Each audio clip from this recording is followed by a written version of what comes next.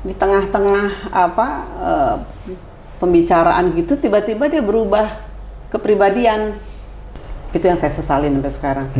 Saya nggak bilang sama anaknya itu harus bawa dokter lah atau apa gitu, nggak bisa terbang aja berdua gitu kan. Pada waktu mau mendarat, terus saya sedih kalau ingat itu. Dia muntah darah, dilariin ke rumah sakit, nggak selamat.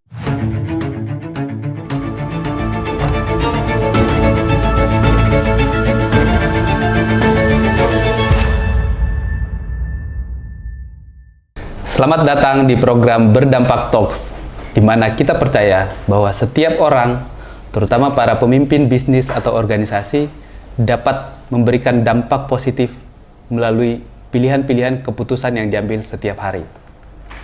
Dan level berdampak yang paling tinggi adalah ketika kita mampu melepas ego kita untuk memberikan kebaikan buat orang lain. Dan narasumber kita kali ini adalah seseorang yang mau melepas egonya untuk belajar secara total untuk bisa membantu menyembuhkan suami dari penyakit liver yang pada akhirnya bisa berdampak buat masyarakat yang lebih luas melalui edukasi pola hidup sehat alami. Kita sambut saja Ibu Andang Gunawan. Selamat siang, Bu Andang. Selamat siang. Oke, sebelum mulai kita minum jus dulu ya. Ini dulu. Biar sehat. Kita sambil minum dulu, nanti kita akan cerita banyak dari Bu Andang. Energi sehat. Ini favorit saya nih, Bu. Ibu suka yang sayur? Mana aja. Semua yang sehat ya. Oke.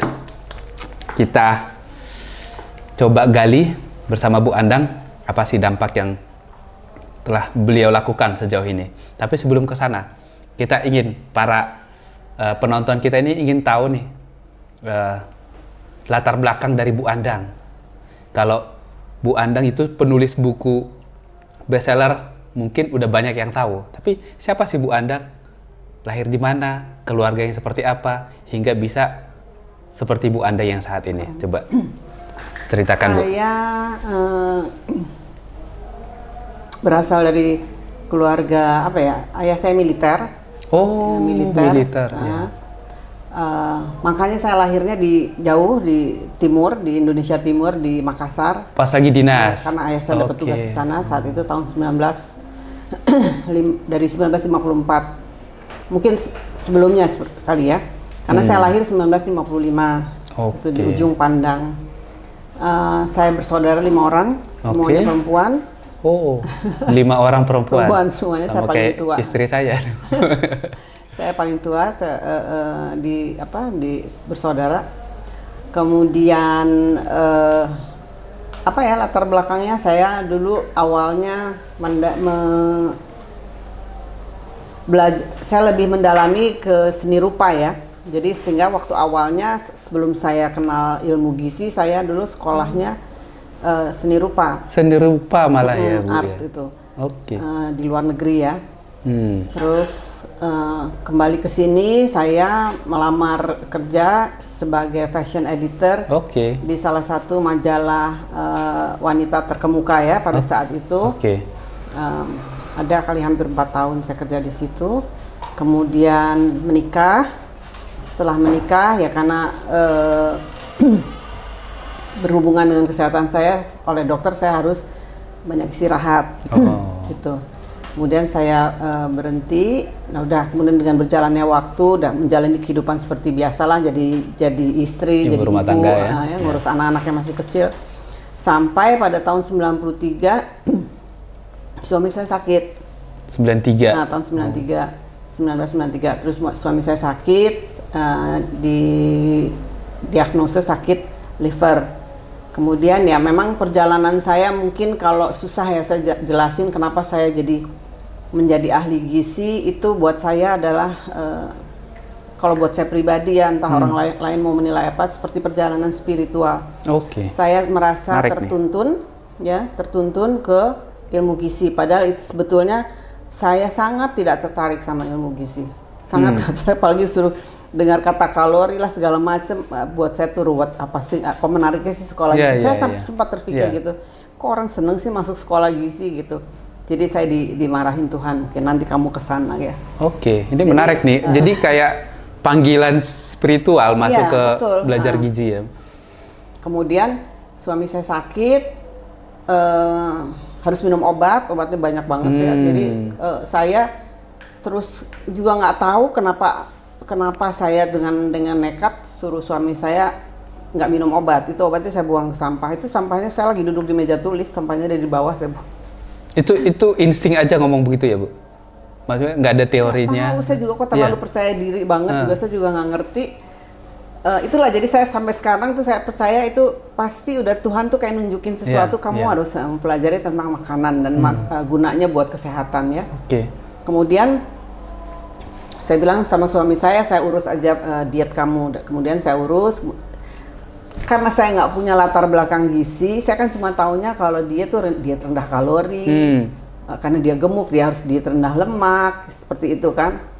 Jadi saya beli buku karena saya betul-betul nggak punya latar belakang gizi sama sekali. Ya dari fashion editor ya, dan seni rupa. Kemudian saya beli tuh macam-macam buku tentang diet, dan salah satunya yang terbeli sebenarnya dengan tidak sengaja adalah buku Food Combining. Kemudian saya pelajari.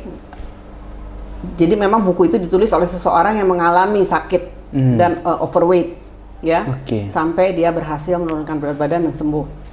Kemudian dia menulis buku itu. Jadi saya ikutin polanya tuh apa sih? Jadi ternyata protein nggak boleh ketemu karbohidrat, harus banyak makan sayur, harus banyak makan buah, seperti itu. Nah, suami saya tuh agak makanan tuh memang senangnya makan yang enak-enak. Ya, itu bukan cuma suami ibu, semua kita semua kita begitu, Bu. Makannya memang udah kebiasaan keluarga juga, makannya bukan yang berat gitu loh. Sampai kami juga punya pengalaman dulu kalau jam 3 pagi dia bisa bangunin saya, ngajak makan keluar. Makannya nggak main-main, makan steak gitu. Jam 3 pagi. Jadi ya nggak heran ya kalau dia punya penyakit seperti itu. Akhirnya saya terapkanlah pola makan ini dan berhasil. Dalam waktu sebulan suami saya turun berat badannya semua. Sebulan. Dalam sebulan turun 8 kilo. Terus semua keluhannya juga hilang dan sehat ya. Akhirnya dari mulut ke mulut, dari teman-teman yang melihat kondisi suami saya saat sakit sampai sudah sehat lagi. Jadi banyak yang nanya, kemudian banyak yang menerapkan dan berhasil. Akhirnya sampai ke jadi saya banyak diundang mana-mana dalam kumpulan-kumpulan kecil gitu, komunitas-komunitas kecil untuk bicara, sharing pengalaman sebetulnya. Tapi nggak sengaja ada wartawan di situ dan dimuat di salah satu majalah atau koran, saya lupa, atau tabloid gitu. Terus saya dimarahin di situ sama dokter melalui surat pembaca, dimarahin, katanya itu pola makan yang diajarkan Ibu Andang itu sesat. Ada lagi bisa lagi bilang itu pola makan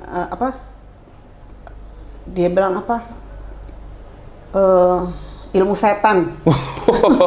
Sampai kaget, serem amat. Setan alami. Sehat alami harusnya. Dan itu orang berpendidikan loh yang ngomong seperti itu. Maksudnya orang yang seharusnya saya hormati. Nah, saya mau ngebantah gimana ya, saya belum jadi ahli gizi ya, jadi saya tahu kapasitas saya, tapi saya nggak terima. Itu kan maksudnya kok banyak yang sembuh gitu. Ya, karena ibu udah mengalami sendiri gitu ya. Kok banyak yang sembuh, teman-teman saya sembuh semuanya, nggak ada masalah. Nah akhirnya karena itu tadi saya udah cerita juga sebelumnya. Banyak teman-teman yang nanya, terus lama-lama saya bosan ditanya-tanya. Jadi saya minta tolong teman bikinin brosur, suruh bikin pola makan Food Combining kayak apa gitu. Akhirnya teman saya ini menyarankan bikin buku. Nah ketika proses mulai membuat buku itu yang tadi serangan-serangan ke saya mulai bermunculan, akhirnya saya memutuskan untuk sekolah gizi. Sekolah dulu. Gitu. Dan memang kayak seperti diatur semuanya gitu. Karena ketika saya mulai menulis buku, mulai banyak kan nulis ini kenapa harus begini, kan saya harus sekolah, harus punya ilmu. Kalau nggak saya bagaimana mengaitkan suatu apa namanya, suatu kejadian ya di dalam tubuh kita dengan misalnya kita sering sakit mah gitu kan, sebabnya apa gitu kan, itu kan semuanya akhirnya saya menemukan dari textbook yang saya dapat selama sekolah. Jadi itu berjalannya bersamaan dengan saya menulis buku, dan ya pokoknya kebetulan aja semuanya. Jadi sekolah 4 tahun, buku juga baru selesainya 4 tahun. Oke, jadi berarti buku setelah sekolah dong selesai ya? Karena saya ya harus menyesuaikan waktu kan, juga satu itu, kedua pemalas juga nulis gitu ya. Agak males gitu. Malas tapi bisa buku bestseller ya. Terus kemudian selesai dalam waktu 4 tahun, tahun 2000 buku itu diterbitkan. Pikir-pikir juga gila banget ya. Ini di luar bukunya biasa nih. 4 tahun nulis buku. Ini ya Bu ya? Sebenarnya ini udah pengulangan. Udah revisi keberapa gitu kan, karena udah cetak ulang berkali-kali ya Bu. Dan alhamdulillah, ketika menulis buku ini, mulai menulis itu karena harus kasih kata pengantar. Di situ saya seperti balik lagi, tertuntun lagi, ingat loh, bukan karena kamu pinter kamu bisa bikin buku ini. Bukan karena kamu hebat. Bukan karena kamu pintar, kamu bisa menulis buku. Ya. Tapi ada yang menginspirasi saya. Ada yang menginspirasi dari atas gitu ya. Kalau saya sekarang, maksudnya setelah buku ini jadi bestseller, saya meyakini itu bahwa itu memang Tuhan kasih ini buat saya gitu. Kemudian jadi waktu saya menulis pesan di buku itu juga, saya nomor 1 ya pasti terima kasih sama Tuhan yang telah memberi saya ilmu yang luar biasa. Mungkin bisa dibaca. Terima kasih kepada Allah Subhanahu wa Ta'ala yang memberiku kekuatan dan inspirasi. Jadi inspirasinya bukan dari orang. Kalau dari orang itu kayak dorongan, seperti caci maki tadi, dokter tadi. Oh itu dorongan juga ya. Buat saya itu kayak bagus juga cambuk itu. ya, buat saya kayak cambuk. Saya nggak pernah, setelah saya berhasil, setelah saya selesai menyelesaikan pendidikan di sini, saya nggak hilang marah saya sama beliau itu. Justru saya sekarang saya balik, saya berterima kasih. Kalau nggak karena ucapan-ucapan mereka, saya nggak akan seperti sekarang gitu. Jadi ya mungkin mudah-mudahan sampai ke bersangkutan. Saya betul-betul tulus saya berterima kasih, karena kalau bukan, saya memang orangnya senang ditantang ya, senang kamu bisa apa sih gitu. Saya akan kasih lihat saya bisa sesuatu gitu. Oh gitu ya, bukan. Walaupun ada rasa kesalnya, tapi lebih ke motivasi jadinya ya. Jadi petantang ya. Dia bilang saya akan melakukan sesuatu. Saya selalu gitu dalam hati ya maksudnya. Jadi nggak langsung kecil, langsung sembunyi. Saya nggak begitu orangnya. Nah, udah sampai akhirnya buku ini tidak disangka-sangka waktu cetakan pertama juga habis. Dari penerbit menghubungi saya lagi, bisa cetak ulang. Ada cetak ulang berapa, dari pokoknya selama 20 tahun itu dicetak ulang terus.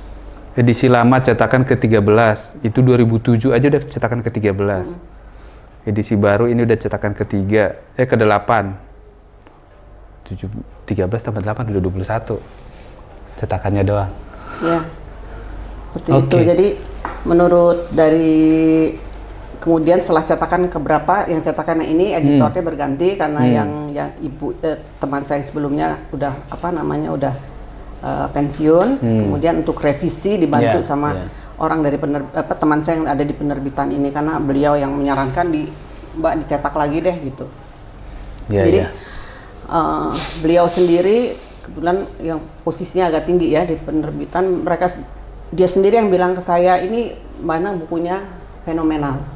Gitu ya. Tapi saya bukannya nyombong, justru ini saya mau memberi pesan kepada generasi di bawah saya bahwa selama kita kita melakukan sesuatu itu bukan untuk kita sendiri, ya, tapi untuk di sini juga ada message saya juga saya tulis. Saya ingin berbagi, ya, ilmu ini harus saya bagikan karena ilmu ini bukan dari saya, bukan karena saya kepintaran atau saya hebat, gitu kan. Saya nggak akan terinspirasi ini kalau Tuhan nggak menuntun saya ke sini. Jadi saya kepada yang memberi ilmu ini, saya harus membagikan lagi ilmu ini ke yang lain. Jadi kalau ke teman-teman yang junior saya selalu bilang kalau mereka nulis buku, ingat loh ya, jangan kamu nulis buku ini untuk uang. Jangan nulis buku ini karena untuk kamu populer. Kalau kamu punya niat baik, kamu membagikan ilmu ini untuk kebaikan orang yang lebih banyak, untuk masyarakat, itu akan datang sendiri. Dan ya itu terbukti gitu. Jadi saya juga mesti di luar nalar saya, saya bukan penulis kok, buku saya bisa dicetak beberapa dari tadi kali. Bu Anang itu berkali-kali bilang diarahkan secara spiritual, kemudian juga ada yang mengajari saya, ada yang menuntun saya gitu kan. Itu kenapa sih bisa seperti itu, Bu? Kok yakin banget gitu loh, bahwa kan ada orang kayak tadi penulis biasanya kan dia punya ilmu, saya mau menulis ini gitu. Tapi kan tadi banyak pertemuan-pertemuan atau yang mengarahkan secara tidak sengaja, dan Bu Anang menyebut itu adalah arahan spiritual gitu. Ya karena saya tidak seketika itu saya menyadari, tapi setelahnya saya bilang, kalau dipikir-pikir aneh ya, saya nggak suka ilmu gizi, gitu kan, males gitu ngebayangin aja. Nggak suka melakukan juga dulu sebelumnya ya? Nggak terpikir gitu. Kenapa saya jadi kesini gitu? Kok dituntunnya juga melalui harus suami sakit dulu gitu kan? Tapi saya ingat waktu suami saya sakit itu ada doa saya bilang gini, Tuhan gitu, maksudnya saya ini kan waktu itu kan udah nggak kerja. Apa yang harus saya lakukan gitu kan? Saya tetap ingin kerja, saya tetap ingin bekerja gitu, tapi saya nggak tahu mau kerja apa. Pokoknya yang penting saya nggak ninggalin keluarga gitu kan. Udah terjawab ini, kamu bisa kerja dari rumah, bisa maksudnya nggak usah kerja yang rutin kayak orang kantoran gitu, tapi saya bisa bantu banyak orang seperti itu. Jadi ketika kita yakin, ya alam semesta yang menyampaikan ya.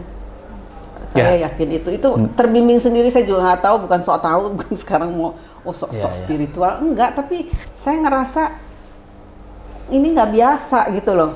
Ya, kan? saya juga ini juga inspirasi dari program ini ya, Berdampak Talks ini. Saya juga udah ketemu dengan beberapa orang, banyak orang yang punya pengalaman mirip dengan Bu Andang itu. Jadi kita melakukan kegiatan kita sehari-hari, sebenarnya kan banyak yang kita menganggap bahwa ya kita memang harus melakukan ini. Tapi sebenarnya yang tidak kita sadari, kita itu ada yang menuntun gitu. Asal kita melakukannya tadi dengan tulus, dengan ikhlas, pada akhirnya kita akan menyadari bahwa memang kita dalam melakukan kegiatan atau pekerjaan kita sehari-hari itu memang untuk orang lain, untuk kebaikan yang lebih luas daripada diri kita. Dan memang kita juga jadi mendapatkan manfaat juga buat diri kita, tapi asal tadi kayak menulis buku, jangan menulis untuk kaya, untuk populer gitu. Tapi akhirnya Bu Andang jauh lebih populer gara-gara itu. Ya, tapi niatnya Bu Andang bukan karena mau jualan buku atau mau jadi populer gara-gara food combining. Malah cenderung agak masa bodoh, masuk itu. Maksud saya tadi tujuannya adalah kalau teman-teman saya bertanya, udah sih, baca ini gitu ya. Gitu, males ngomong gitu, coba ya. Saking pemalasnya, kan males ngomong, ini udah ada bukunya gitu kan. Terus ya alhamdulillah ya Gayung bersambut, penerbitnya mau terbitin, terus malah ya mungkin diarahin juga itu. Semua, ada yang mengarahkan juga. Saya percaya ada kata-kata bijak yang bilang bahwa dalam hidup ini nggak ada yang kebetulan. Yes, sepakat. Tidak ada yang kebetulan dalam hidup ini, guys. Oke, aku jadi penasaran, Bu, dalam perjalanan Bu Andang sejauh ini ya dalam mengedukasi masyarakat ya untuk hidup sehat. Bu Andang punya nggak sosok inspiratif, tokoh gitu, atau seseorang yang menginspirasi Ibu, atau yang menjadi idolanya Bu Andang? Kalau ke arah gizi sih enggak ya, ke arah gizi enggak. Atau dalam kehidupan lah? Dalam kehidupan. Kalau awalnya tuh saya dulu mengagumi tokoh, boleh sebut nama? Boleh. Ibu Martha Tilar dulu. Saya pikir dia perempuan hebat. Tapi dia perempuan biasa-biasa aja, seorang ibu yang punya salon kecil. Saya ingat saya masih nganterin ibu saya. Sering nganter ibu saya ke salon itu. Salonnya kecil gitu, sehingga dia menjadi pengusaha kosmetik yang besar di Indonesia ya, pelopor malah boleh dibilang. Jadi saya agak terkagum-kagum sama dia. Dan kalau ketemu beliau juga saya selalu bilang, ibu tuh bukan panutan, kebanggaan saya karena saya lihat ibu tokoh yang maksudnya benar-benar kerja tuh sampai sukses tuh dari bawah. Kemudian kalau yang lain saya nggak gitu ingat satu-satu ya, tapi itu Ibu Martha Tilar ya. Tapi kalau di ilmu gizi enggak, ilmu gizi betul-betul itu dari Tuhan kalau menurut saya. Tapi nyambung juga sih, ada di bidang kecantikan alami kan, lebih tepatnya seperti Ibu Martha Tilaar itu ya. Iya mungkin. Tapi ya, lebih ke sosoknya sih, lebih ke. Pernah berinteraksi langsung sama Ibu Martha Tilaar? Pernah. Dulu waktu saya masih kerja di majalah wanita itu kan, saya kan pegang fashion, jadi seringlah berhubungan dengan kecantikan, dengan fashion, pakaian, desainer. Jadi sering ketemu dengan Ibu Martha, tapi mungkin Ibu Martha udah lupa sekarang sama saya, udah lama sekali udah lama sekali. Bu Andang idolanya Bu Martha juga kali. Jauh. Di sisi yang lain. Udah sukses, masih kecil. Oke. Nah, menurut Bu Andang berdampak itu seperti apa sih, Bu? Menurut saya kalau karena banyak orang kayak berpikir gini, Bu, apalah saya ini gitu kan, masih kecil, belum punya apa-apa, jadi berpikir bahwa dia nggak bisa berdampak gitu, atau bahkan udah besar, hidup ini mah ya egois, maksudnya ya buat saya ngapain mikirin orang lain gitu. Jadi ada dua sisi nih yang ekstrim. Menurut Bu Andang gimana sih berdampak sekarang apa? Berdampak bagus atau berdampak buruk gitu kan? Tentunya, berdampak positif ya? Nah tergantung. Kalau saya mungkin saya ingin berdampaknya itu dengan ketika saya menulis buku itu adalah supaya ya waktu itu skopnya masih kecil ya, supaya teman-teman saya tahu hidup sehat itu seperti apa. Kemudian meluas ke lingkungan yang lebih luas. Jadi saya dalam hati saya selalu berterima kasihnya tuh atau bersyukurnya tuh selalu mengucapkan terima kasih gitu kan, maksudnya Tuhan udah kasih ilmu ini buat saya, dan saya ingin ini bermanfaat untuk orang lebih banyak lagi. Ya, ini poin penting nih. Jadi sebenarnya berdampak itu adalah bagian dari cara kita mengucapkan terima kasih ya Bu ya, bersyukur dengan apa yang kita dapatkan.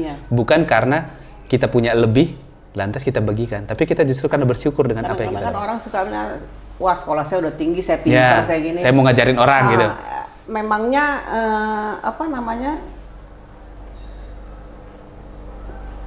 memangnya pintar tuh bisa datang begitu aja kan? Tuhan kan kasih kita otak. Dan kalau kita nggak sehat, nggak bisa. Iya, kasih kita tubuh yang sehat, kasih kita uang mungkin untuk mencapai itu. Jadi ya nggak bisa dibilang semua itu usaha kita sendiri. Ya. Jadi berarti dari apa yang kita dapat sehari-hari itu kita berdampak dari sana. Ya Bu, bukan harus besar, atau tadi yang sebaliknya kita hanya mikirin diri sendiri ya. Kalau saya juga jadi manusia kayak gimana ya, hidup kayak gitu hanya mikirin diri sendiri lah, terus kenapa Tuhan harus mikirin kamu kalau kamu hanya mikirin diri sendiri, kira-kira gitulah kasarnya. Nah berarti itu yang menginspirasi Ibu jadi terus menulis buku, dan akhirnya bahkan pernah bikin majalah juga ya, sampai bikin program detoksifikasi untuk membantu orang sehat secara alami gitu ya Bu. Coba diceritakan. Jadi setelah buku, kemudian teman saya editor ini, yang editor awal tuh menyarankan Anda bikin majalah gitu kan. Kebetulan beliau juga punya pengalaman di majalah, karena waktu itu kita bekerja di perusahaan yang sama. Saya mengenal beliau tuh dari sana, sebelum beliau kerja di penerbitan. Beliau itu dikerja di satu perusahaan sama saya, tapi dia pegang majalah yang satu, saya di majalah yang lain, tapi sering ketemu gitu, sering ngobrol.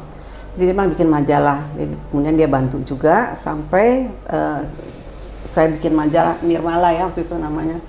Jadi itu tentang pola hidup sehat alami ya. Itu juga terinspirasi dari majalah-majalah serupa yang ada di Amerika saat itu. Waktu itu memang saya agak sering ke Amerika, terus suka beli majalah itu. Saya terpikir mau bikin majalah ini. Kok ya kebetulan juga teman saya bilang, kenapa kamu nggak bikin majalah? Dan majalah itu, cuma ternyata membuat majalah itu, memproduksi majalah itu tidak semudah yang kita pikir, apalagi kalau spesifik. Cari iklannya susah. Targetnya spesifik jadi kita ini terus nyuntik terus tiap bulan, akhirnya sampai pada tahun apalagi belum online seperti sekarang ya Bu ya. Banyak sekali ini kendalanya, banyak sekali gitu. Terus kita juga nggak bisa, saya hanya masukin waktu itu mie instan, padahal mie instannya pakai sayur, saya dimarahin. Ibu Andang nih gimana sih, gitu kan? Akhirnya kita berhentiin, kayak gitu. Yang sumber untuk iklannya juga sedikit, gitu untuk majalah seperti itu. Jadi akhirnya tahun ke-12 kami memutuskan untuk tutup, gitu karena udah benar-benar udah gak bisa napas. Tapi kalau yang praktek itu detoksifikasi itu kami lakukan waktu majalah masih ada, itu bagian dari program marketing kita kan. Jadi bikin program itu kan orang-orang senang itu. Nah. Jadi memang banyak nolong juga sih kalau kita punya majalah itu, kalau kita bikin acara-acara seperti itu lebih gampang menarik peminat. Nah, dalam menjalankan praktek tadi, baik itu di majalah ataupun di detoksifikasi tadi itu, ada nggak sih Bu pengalaman unik atau yang berkesan, entah itu dalam membantu klien atau menyembuhkan klien yang banyak cerita ya? Banyak banget ceritanya. Coba diceritain Bu. Lucu-lucu juga kadang-kadang. Ada yang kanker pernah ya. Kalau buat saya nih mungkin karena pernah sih ada pasien kena marah saya karena dia bolak-balik ikut program. Nanti setelah 1 bulan dia diundang makan orang terus dia berhenti lagi, datang lagi ke saya udah problemnya tambah berat lagi. Dia cerita gitu. Setelah yang keberapa kali datang, saya bilang gini, Bu, nggak usah ikut lagi deh, saya bilang gitu. Saya bilang buat saya kepuasan saya itu kalau pasien sembuh.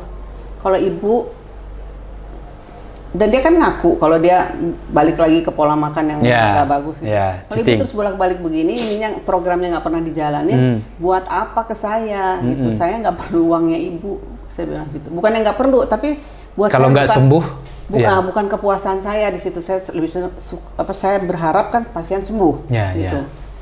Nah seperti itu juga banyak. Jadi, ada juga yang begitu. Padahal ada obat yang seumur hidup berarti nggak sembuh-sembuh. Apa itu? Sekarang kan banyak tuh konsumsi obat seumur hidup, kan berarti kan sebenarnya itu nggak sembuh. Nggak sembuh, cuma diperpanjang umurnya. Nah maksudnya sementara Bu Andang nggak senang walaupun dia bayar terus-terusan, tapi kalau nggak sembuh. Ada kan? Nah itu kan. Ada kan yang orang senang aja pokoknya bayar bodo amat. Nah itu makanya. Jadi mau. Bu Andang ini sangat idealis berdampak gitu ya, karena uang itu dampak dari apa yang kita berikan, bukan kita melakukan sesuatu itu hanya demi uang. Bahkan marahin, saya nggak butuh uang Bu, dalam kasarnya gitu ya, karena dia nggak disiplin. Mukanya nggak enak. Itu yang kanker yang masih bandel gitu ya Bu ya. Terus yang lain ada lagi misalnya kita tuh waktu masih sekolah dulu kan guru saya bukan dosen ya, guru ya, saya bilangnya sih guru. Itu pesan sebelum kita selesai sekolah tuh.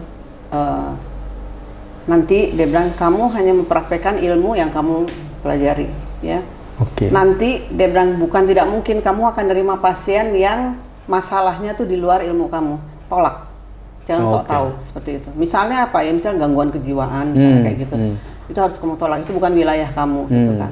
Ya kok di dalam saya dapet yang kayak begitu, kebobolan sebetulnya. Saya kan selalu kalau sebelum ketemu saya selalu tanya screening dulu ke dokter. Saya punya dokter medis. Terus nggak ada masalah waktu ketemu dokternya, langsung dikirim ke saya kan, nih keluhannya ini. Di tengah-tengah pembicaraan gitu tiba-tiba dia berubah kepribadian. Ternyata dia punya multiple personality. Saya kaget dong, saya tahu kasus kayak gini-gini, tapi maksudnya. Tapi di screeningnya nggak ada ya? Nggak ada, nggak kelihatan, biasa aja. Jadi kan saya kaget, jadi mungkin ya saya nggak tahu.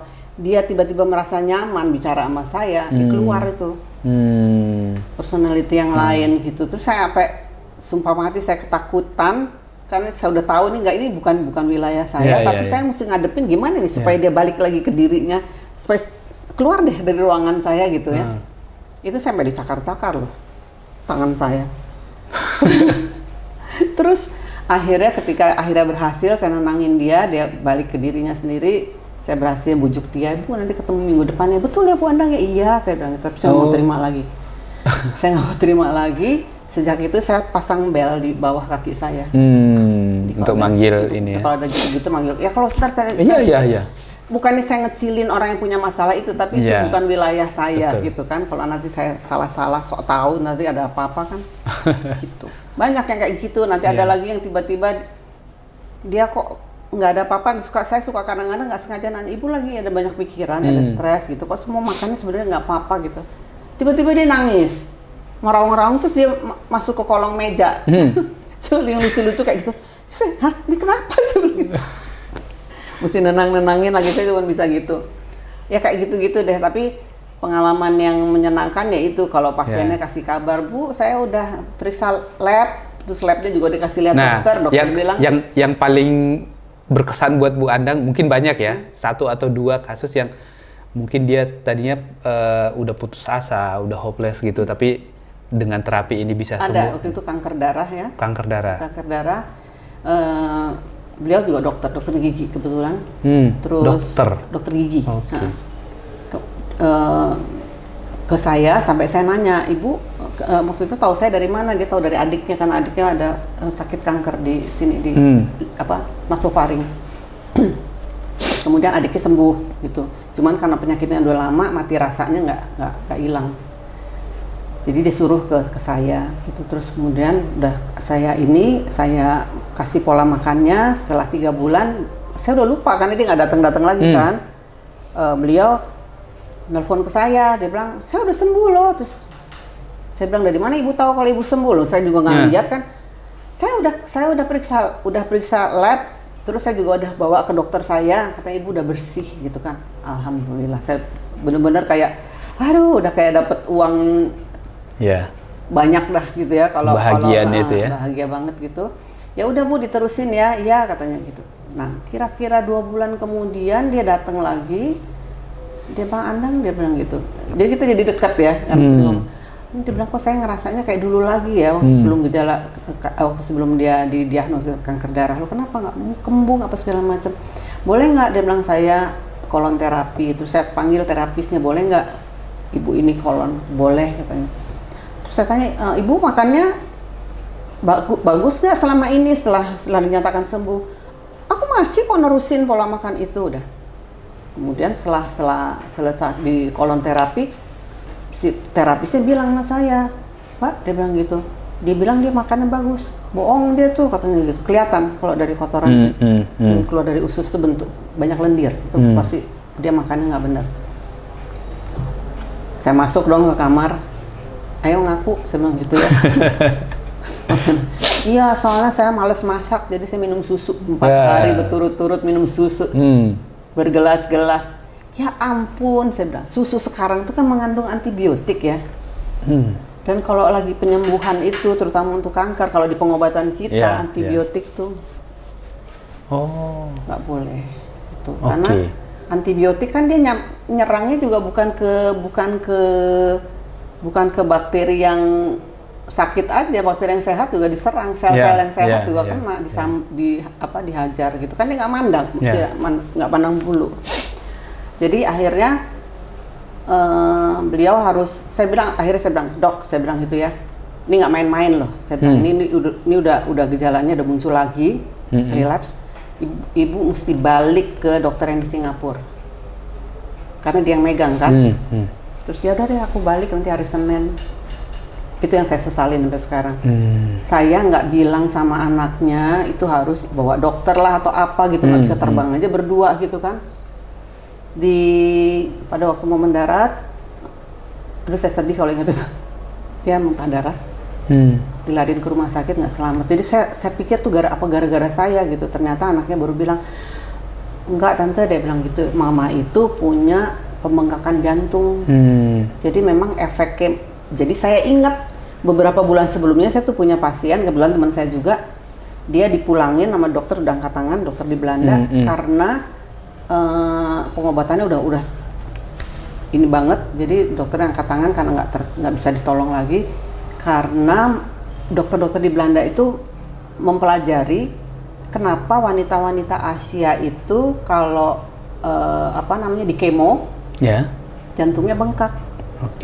Jadi mungkin ibu dokter ini juga mungkin efek kemo, jadi pembesaran jantung. Jadi jantung yang bermasalah. Jadi nggak ada hubungannya sama pola makan saya. Orang dia kan pola makan yang saya ikutin kan waktu itu kan dia udah sembuh. Habis itu kan dia minum susu. Gila-gilaan itu. Kemudian ya nggak tertolong karena itu.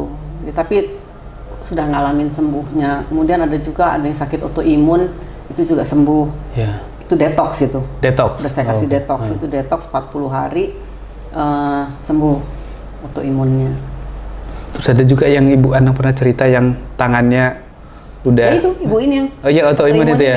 Sampai artritis tangannya udah keriting. Ya ibu ini. Terus ada nggak? Kan Bu Anang pernah cerita bahwa detoksifikasi itu kan ada level metabolisme, kemudian pikiran, bahkan sampai ke spiritual kita kalau semakin lama gitu. Dimensi tubuh kita. Ya, nah ada cerita kliennya Bu Anang yang mengalami kesembuhan sampai tahap seperti itu. Ibu ini. Karena ibu ini jadi ngalamin itu. Jadi pada saat yang sama saya kan membaca artikel tentang seorang dokter di Amerika yang punya klinik fasting. Kemudian beliau tuh bikin buku malah beliaunya. Di buku itu bilang bahwa di pengamatan dia pasien-pasiennya itu minggu ketiga itu seperti mengalami peningkatan spiritual, perubahan spiritual gitu. Tandanya bukan tiba-tiba jadi kayak orang suci, bukan gitu. Lebih tenang, terus lebih fokus, terus tiba-tiba terinspirasi banyak hal-hal yang baik ya. Misalnya kan dia seorang arsitek, tiba-tiba di otaknya, aduh saya mesti bikin ini gitu kan. Jadi otaknya kayak bening gitu ya, kemudian terisi dengan inspirasi yang baik gitu. Kemudian yang orang lain lagi, jadi tiap orang beda-beda. Ada yang jadi lebih tenang, yang tadinya waktu awal-awal ikut program disuruh meditasi baru 15 menit aja udah badannya udah gerak-gerak gitu, udah garuk-garuk segala macam. Tapi setelah mereka berpuasa, meditasinya bisa tahan 2 jam nggak bergerak, fokus benar-benar. Jadi itu pengamatan banyak gitu yang kalau lihat bukunya itu terjadi peningkatan spiritual gitu pada orang-orang yang melakukan puasa panjang. Nah akhirnya tuh saya nah itu kan suka pengen tahu, jadi cari buku yang terkait dengan puasa dan spiritual. Jadi kalau dilihat-lihat, dokter ini yang punya klinik puasa ini bilang itu kelihatannya perubahannya itu di minggu ketiga. Nah, kalau kita mau kalau ke agama, keyakinan saya ya, bulan Islam ya, kan ada kalau di puasa itu minggu ketiga mau masuk 10 malam terakhir itu kan katanya melihat kalau kita bilangnya Lailatul Qadar. Itu cuman ditulisnya gini, kayak misalnya mungkin Nabi itu melihat langit tiba-tiba warnanya gitu, terus pohon-pohon merunduk seperti itu, sesuatu yang indah, sesuatu yang susah diceritakan gitu. Tapi kalau menurut saya itu adalah bukan fisik itu yang dilihat kalau menurut saya, tapi rasa ya. Rasa yang dilihat begitu indah, begitu susah yang dijelasin itu kayak. Jadi pengungkapannya di visualisasi. Orang kita ini kesininya nganggapnya Lailatul Qadar tuh harus ngelihat itu. Ya nggak lihat-lihat. Tiap orang kan lain-lain. Jadi itu yang mungkin dialami oleh pasien-pasien dokter yang di Amerika ini. Macam-macam pengalamannya. Nah, waktu si ibu ini balik lagi ke pasien saya tadi puasa, karena saya udah baca bukunya si dokter ini, saya iseng nanya, Bu, ibu ada ngalamin yang spirit apalah gitu, pokoknya yang aneh, pengalaman spiritual nggak waktu terakhir-terakhir? Dia kaget lihat saya, kok Bu Andang tahu? Oh enggak, itu mah biasa, cuma saya pengen tahu dari ibu sendiri pengalamannya apa, saya bilang gitu. Oh gitu, dia bilang iya, dia kebetulan beliau agamanya Katolik. Dia cuma ngerasa ada susah ya, ada energi di dalam kamarnya dia itu.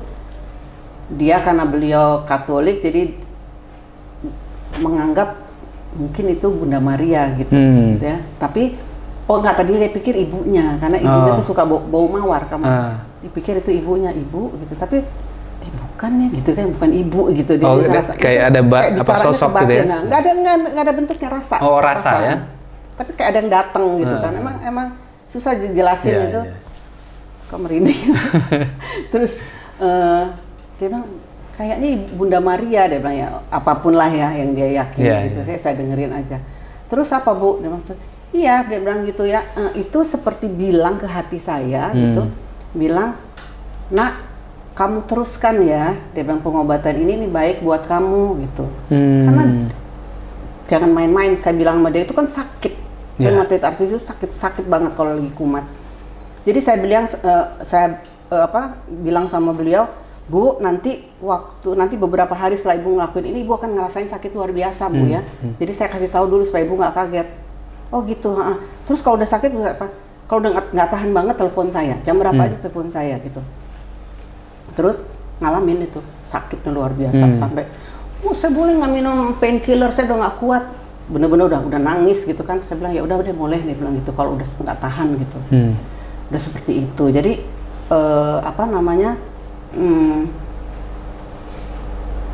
ketika ya udah sampai ke level itu, maksudnya ya benar apa yang kata dokter ini, semua akan mengalami seperti itu ya, masalah spiritual. Jadi sampai dia udah bisa beraktivitas kembali, terus semua tadinya ininya kayak gosong loh, nggak tahu dari mana itu hilang. Kasih lihat Bu, tapi keritingnya udah nggak bisa hilang karena udah 11 tahun. Dan itu sembuh dalam program sebulan. Itu puasa detox. Karena saya bilang sama ibu itu, Bu, kalau autoimun itu cuma detox. Lain-lainnya ibu cuma dikasih ini aja, painkiller aja kan. Padahal mungkin ya ibu ini udah konsumsi obat bertahun-tahun pasti ya. Udah. Jadi kadang-kadang gitu orang kan bilang mau hidup sehat alami itu udah lama, obat lebih cepat. Tapi kalau dari cerita Bu Andang kan obat kan cuma ngilangin gejala aja. Gejalanya sekarang nyeri, kasih obat anti nyeri. Iya. Tapi kan penyebabnya nggak dikeluarin. Pada saat itu doang, kan harus dikeluarin lagi. Gitu. Pilek apa flu, obat anti flu. Jadinya flu-nya nggak boleh keluar tuh. Terus. Anti nyerinya ditahan.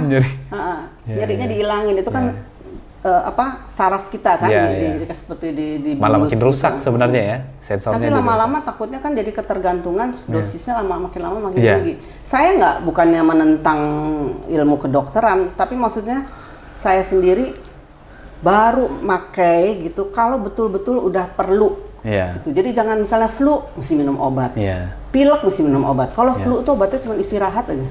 Tapi ya mungkin itu juga ya faktor pemahaman atau edukasi yang kita terima ya. Ya kita udah terbiasa menerima bahwa ya sakit obat gitu. Bukan kan sakit itu sebenarnya efek ya. Jadi yang harus kita selesaikan ya. Nah, ini kita hanya mau menghentikan si efeknya tanpa menyelesaikan si penyebabnya gitu. Nah, orang udah nggak mau mempelajari ke sana gitu. Nah, saya mau nanya Bu, dalam menjalankan berpraktek selama ini Bu Andang itu kan ada nggak titik terendah ya, karena tadi mungkin ada tentangan dari dokter atau dari mana sehingga Ibu Andang hampir nyerah gitu? Enggak. Oh, kalau nyerah enggak ya, tapi kalau saya orangnya malah tertantang ya. Malah digituin makin kumat saya. Yang paling seru ceritanya Bu? Ya itu tadi dibilang ilmu setan terus menyesatkan orang. Oh ya udah, saya buktikan ya nanti gitu. Jadi ya saya buktikan, saya harus sekolah dong, gitu kan, saya harus sekolah. Masa saya nggak punya dasar kalau berargumentasi dengan mereka. Tapi akhirnya setelah justru kalau saya ngerasa ya makin kita banyak ilmu, makin kita nggak usah banyak bicara deh, nggak usah bertengkar sama orang. Mau ngomong apa silahkan gitu. Ada pasien datang ke saya ngadu, aduh Bu, dokter itu gini. Saya cuma bilang, ibu juga ngapain sih cerita-cerita kalau ke saya bilang gitu kan, kena dimaki-maki. Gak usah gitu. Saya nggak mau berpolemik sama orang. Udahlah, biarin, semua ada porsinya. Pernah juga saya diundang sama satu komunitas dokter untuk bicara mengenai ini. Nomor satu saya tanya dulu seminar. Ini mau adu ilmiah atau ini ada yang umum yang hadir tuh audiens orang awam gitu kan. Kebanyakan awam sih Bu, dia bilang gitu. Kenapa Bu? Saya nggak mau adu argumentasi di depan orang awam. Ya. Karena nggak bagus. Saya bilang, tapi kalau misalnya mau argumentasi ilmiah dah. semua ahli gitu kan. Serah deh saya mau dimaki-maki, mau ditunjuk-tunjuk gitu kan, tapi jangan di depan awam gitu. Kemudian terus malah si dokter yang undang saya bilang, "Bu, nggak usah takut, Bu," katanya gitu. Itu biasa kita sesama dokter aja begitu, pasti saling nggak selalu saling mendukung. Nggak usah, Bu, yang penting udah banyak orang pasien ibu sembuh. Lagian ya katanya, saya bilang tuh sama teman-teman saya yang nggak suka sama saya, dia bilang gitu. Kalian tuh, dia bilang gitu ya. Kenapa sih begitu sama Bu Andang? Dia bilang, dia kan kalau dia terkenal karena dia nulis buku. Jadi kamu kalau mau terkenal ya nulis buku. Gitu. Gitu ya, jangan di belakang meja terus. Tuh jujur ya, waktu masa-masa itu saya dengar ada ahli gizi buka praktek, pada berhasil teman-teman saya ke sana. Baru masuk aja itu bayarnya udah harus 8 juta. Wow. Itu kalau berhasil. Kalau itu baru daftar nih ya? Daftar ikut programnya dia. Balik lagi kalau mau berhasil nggak apa-apa sih kalau punya uang bayar 8 juta, 100 juta. Tapi balik lagi itu kan tergantung pasiennya. Mau jalanin apa enggak? Kalau udah keluarin uang juta-jutaan gitu, terus nggak dijalanin buat apa gitu kan. Tapi kalau saya punya cara yang lebih murah gitu dong, dan lebih aman. Alami. Nah, saya jadi penasaran nih. Tadi ngomongin dokter, kan sebenarnya Bu Andang juga dokter kan? Enggak, saya nggak mau dibilang dokter. Nggak mau dibilang dokter, tapi sebenarnya ilmunya itu dokter kan? Kalau di kalangan saya, di aliran kami itu saya termasuk dokter, tapi dokter yang tidak boleh mengoperasi, tidak boleh mengambil jaringan tubuh pasien. Naturopati dokter ya. Itu bedanya seperti apa? Kita cuma hanya mengajarkan pasien, menyadarkan pasien bagaimana hidup sehat.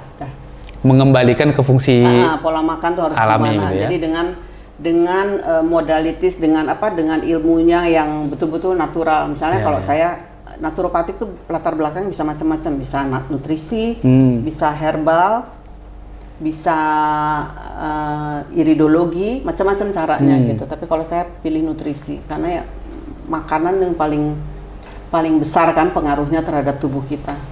Ya, soalnya lagi-lagi ya mungkin nanti suatu saat kita bahas ya, karena kita kalau ngomongin dokter itu kan sekarang identiknya itu ya obat, bahkan operasi gitu. Bahkan ada yang lebih ekstrimnya lagi, dokter itu udah jadi tersekat-sekat kayak tubuh kita ini kayak spare part mobil aja gitu kan. Kalau yang rusak jantungnya ahli jantung, seolah-olah dokter mata nggak ngerti proses jantung kita gitu kan. Jadi kita ini sebenarnya tubuh keseluruhan atau dia hanya kumpulan dari spare part kayak mobil itu. Jadi menarik sebenarnya ini kalau kita bahas. Dan kalau di naturopati dokter itu kan memandang tubuh itu secara holistik ya Bu, satu kesatuan gitu. Sampai tadi kita ngomong balik lagi yang ke level-level itu kan. Jadi kalau dengan puasa itu jadi gini, kita cuma ngelihat badan kita tuh badan kasar yang kita lihat. Ya, ini kita nih, ini badan kita yang kita lihat sekarang ini badan kasar nih, bisa kita lihat dengan kasat mata. Tapi tubuh kita yang sebenarnya itu adalah bukan cuma ini. Kita punya dimensi berlapis-lapis. Ya sampai sebesar alam semesta itu. Sampai astral, mental, sampai spiritual gitu kan. Nah itu yang terjadi pada pengalaman dari dokter tadi yang punya klinik. Nah jadi dengan detox itu minggu pertama itu saluran pencernaan yang dirapiin dulu, dibersihkan. Kan setelah saluran pencernaan baik kan jadi aliran makanan kan nutrisi lebih bagus lancar. Kemudian pembersihan mulai masuk ke organ-organ lain. Seperti suami saya sakit livernya dibersihin, bagian pankreasnya mungkin dibersihin dan sebagainya. Setelah sampai ke level itu, kemudian mulai ke mulai masuk minggu ketiga mau masuk ke 4 itu mulai ke level yang mata kita mulai nggak bisa lihat. Sebenarnya pembersihan udah sampai situ, masuk ke sana. Itulah yang sampai ada tadi kayak pengalaman spiritual itu ya Bu ya. Kan makanan pun itu energi, jadi kadang-kadang kalau udah bentuknya halus sih mata kita juga nggak bisa lihat gitu. Seperti itu partikel-partikelnya kan masuk ke level itu sampai ke level spiritual. Mungkin susah ngebayanginnya ya. Tapi ketika kita sudah sampai ke level spiritual itu tadi kita mengalami hal-hal yang sifatnya spiritual, dan tadi spiritual juga nggak seperti ibu itu, dia ngerasain ada getaran energi datang. Bisa juga tadi tiba-tiba inspirasi datang. Seperti contoh orang-orang dulu, ya leluhur kita deh. Ya. Yang ilmunya tinggi, sakti kan kita bilangnya. Harus ke gunung, ke mana gitu. Kan mereka puasa, nggak bisa mencapai itu kalau nggak puasa. Jadi benar-benar materialistiknya tuh dikosongin dulu, baru kita bisa sampai ke tingkat yang spiritual. Berarti sebenarnya kita sering hidup hanya di level fisikal doang ya. Kita kadang-kadang kan apa yang kita lihat itu doang. Itu aja. Sementara kita nggak tahu bahwa tubuh kita itu punya dimensi yang.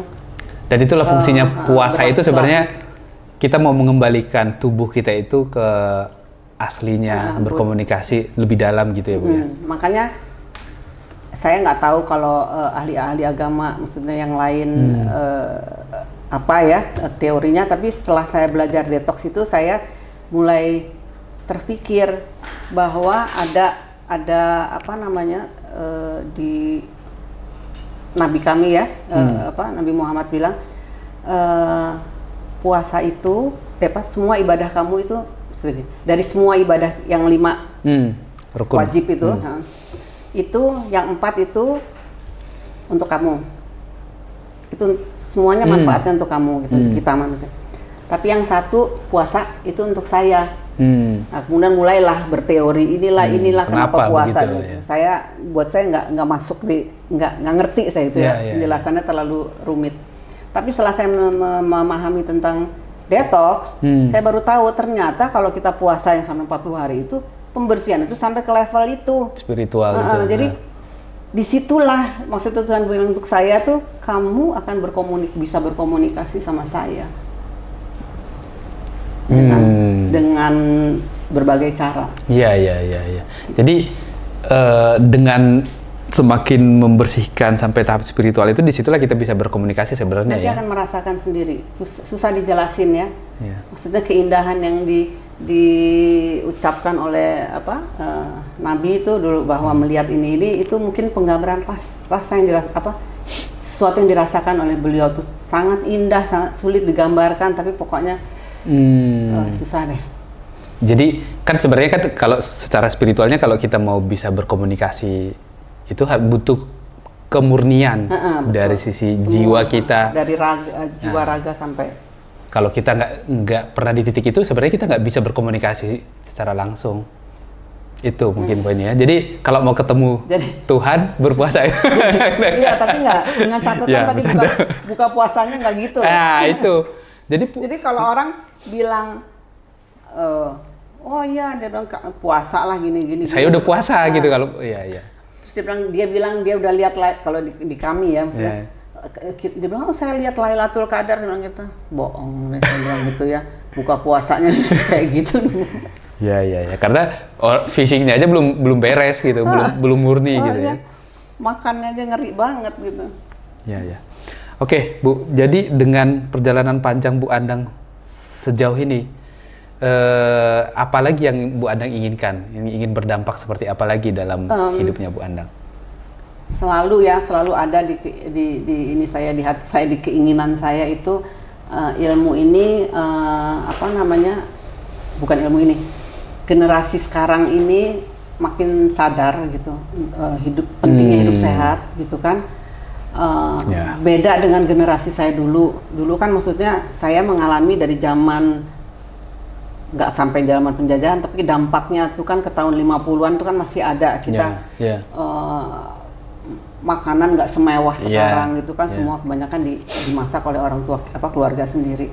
Jadi ketika saya mulai era masuk ke remaja itu kan makanan terus budaya makan orang barat itu masuk kan dan kita ngerasa kalau kita makan seperti itu kita keren gitu kan. Padahal sekarang orang barat sendiri udah mulai sadar makanan yang mereka makan selama ini itu yang sampai ada kalori meter itu ya di restoran. Sekarang mereka udah banyak yang sadar bahwa sehat itu penting. Jadi saya tentunya juga berharap generasi sekarang juga makin banyak yang sadar untuk hidup sehat, dan memang udah mulai kelihatan ya, kayak mereka sekarang mulai senang ya olahraga, itu tuh beda banget sama waktu zaman saya dulu. Tapi secara data kita masih ini Bu, masih mengkhawatirkan ya. Data kan ada Riskesdas itu ya, riset kesehatan itu yang setiap 5 tahun data obesitasnya kita itu dari 2013 dari makin 7%, 14%, 21%, sekarang 30%. Ya, saya khawatirnya juga itu yang naiknya itu banyak dari kalangan menengah ke bawah. Karena mereka nggak ngerti pola makan hidup, pola makan sehat. Jadi, tapi indikatornya gini Bu, jadi stunting itu turun, anemia itu turun, tapi obesitas naik. Nah kalau dilihat dengan ekonomi nih, ekonomi kita naik terus. Jadi semakin ekonomi naik, obesitas juga semakin naik.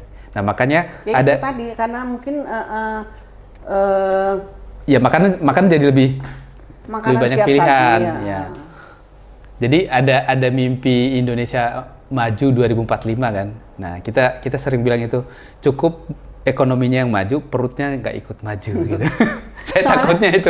Kesadaran untuk makan yang sehat itu nggak ada gitu. Jadi pokoknya makan banyak, makan yang makan keren lah pokoknya ya, mesti dibilang gitu. Makanan ala orang barat seperti sekarang kan kayak makanan fast food gitu kan, itu kan dari barat. Ya. Makanya memang tadi juga pas kita ngobrol ya, saya bilang saya senang kalau misalnya para public figure terutama pengambil keputusan itu kalau dia mencontohkan pola hidup sehat gitu. Jadi kalau para pejabat itu kita ngelihat badannya, BMI-nya ideal, kita senang karena itu secara nggak langsung mereka itu menginspirasi kita. Karena dulu kan ada apa ya, kebanggaan bahwa badan besar itu sama dengan simbol kemakmuran. Itu harusnya udah lewat gitu, dan itu banyak orang yang menganggap itu hal biasa gitu. Nah, jadi kalau lihat pemimpin yang masih rajin olahraga kemudian menjaga badannya, itu kita senang gitu karena setidaknya dia itu diperhatikan gitu. Dia itu contoh.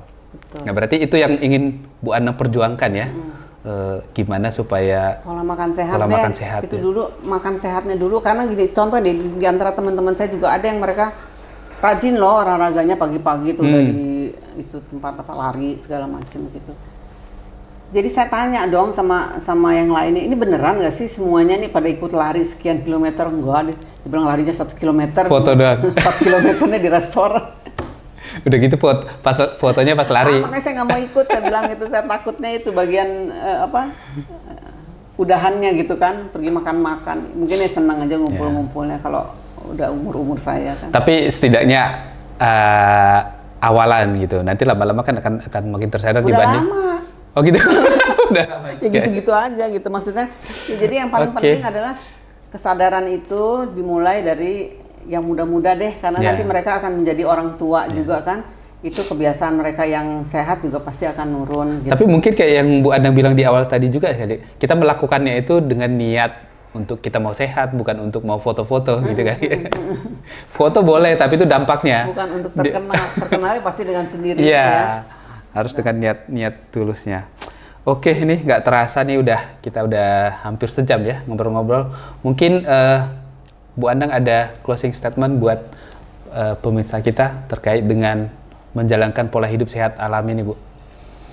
Ya, kunci dari sukses